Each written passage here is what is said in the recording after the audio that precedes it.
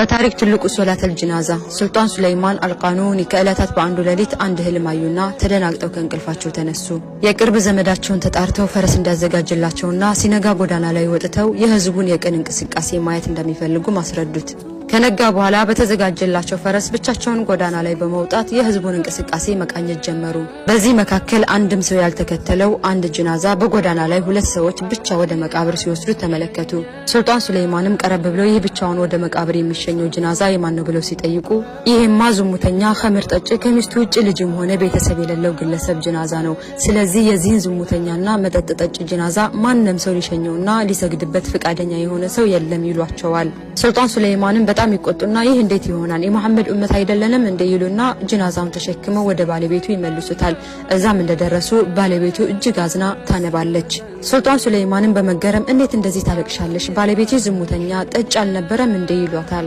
የሟች ሚስትም የሚጠይቃት ሰው ሱልጣን ሱለይማን መሆናቸውን አታውቅም። ባለቤቴ አላህ ይዘንለትና አላህን የሚፈራ ነበር፣ ልክ እንደሱ አላህን ፈሪ ልጅ ይመኝ ነበር፣ ነገር ግን ሞት ቀደመው ትለዋለች። ሱልጣን ሱለይማንም ከዝሙተኝነትና ከጠጭነቱ ውጪ ምን የተለየ ነገር ይሰራ ነበር ይሏታል። ሚስትም ባለቤቴ ሁል ጊዜ በየመንደሩ የዞረ መጠጥ ወደሚገኝበት ቦታ በመሄድ መጠጦችን በብዛት በመግዛት ወደ ቤት ያመጣና ግቢ ውስጥ ባዘጋጀው ጉድጓድ ውስጥ ይደፋውና አልሐምዱሊላህ ዛሬ ለብዙ ሙስሊም ወጣቶች ወንድሞቼ ብዙ ወንጀልን ቀነስኩላቸው እያለ ጌታውን ያመሰግን ነበር። በማስከተልም ሁል ጊዜ ምሽት በሆነ ቁጥር ወደ ሴተኛ ዳሪዎች መንደር በመጓዝ ለብዙ ሴተኛ ዳሪዎች ዝሙት ሰርተው የሚያገኙትን ሙሉ የቀን ገቢያቸውን ክፍያ ከሰጣቸው በኋላ ወደ ቤታቸው እንዲመለሱ ያደርግና ቤቱ መጥቶ አልሐምዱሊላህ ዛሬ ለብዙ ሙስሊም ወጣቶች ወንድሞቼ የዚና ወንጀልን ቀነስኩላቸው እያለ ጌታውን ያመሰግን ነበር።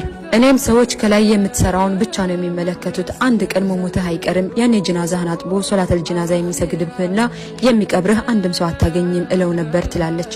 እሱም እየሳቀ ጀናዛዬን ሱልጣን ሱለይማን አጥቦ በጀናዛዬ ላይም ሱልጣን ሱለይማን ከነሰራዊቱ ከነ ሚኒስትሮቹና ከተላላቅ የሀገሪቱ ሸኾች ጋር በመሆን የሀገሪቱ ሁሉ ሙስሊሞች ሲሰግዱብኝ ታያለሽ እያለ ይነግረኝ ነበር በማለት የባሏን የህይወት ታሪክ አጠገቧ ለቆመው ሰው ትነግረዋለች።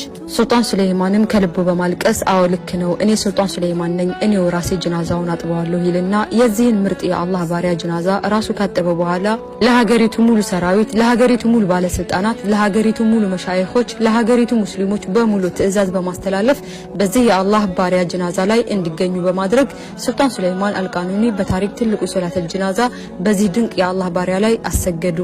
አያችሁ ውጭ ላይ ለእኛ በተገለጸልን ነገር ላይ ብቻ ተመርኩዘን የአላህን ባሮች ለመንካት መመዘን ደረጃን መስጠት ከባድ ነገር ነው፣ ከኛም ዕውቀት ውጭ ነው። ይህንን ቪዲዮ ከተጠቀማችሁበት ሁላችሁም ሼር፣ ሪፖስት፣ ኮፒ ሊንክ እያደረጋችሁ ተደራሽነት እንዲኖረው የበኩላችሁን ኃላፊነት እንድትወጡ በአክብሮት ጠይቃለሁ። ሰላም አለይኩም ወራህመቱላህ።